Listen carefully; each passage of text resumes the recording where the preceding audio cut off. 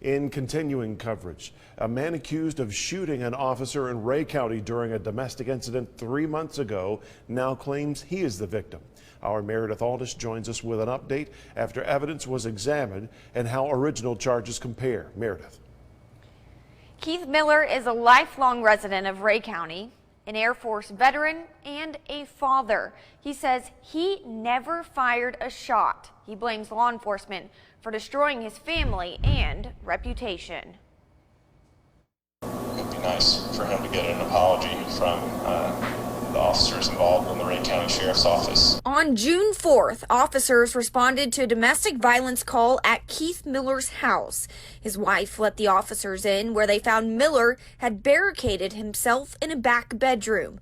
Deputy McMillan originally said in his sworn affidavit he kicked in the door and Miller was standing there with a .40 caliber Glock.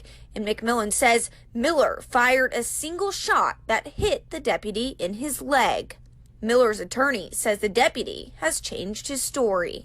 His allegation now is that my client pointed the gun in his direction. Miller was arrested and taken to the Rhea County Jail on charges of attempted criminal homicide, domestic assault, and 3 counts of aggravated assault. No bullet, no casing, no bullet hole were ever found in the residence. District Attorney Mike Taylor confirms testing for gunshot residue on the officer's pants and an examination of the wound show the gun was not fired. And my theory is that the officer broke that mirror when he was kicking in the door and cut himself on the mirror.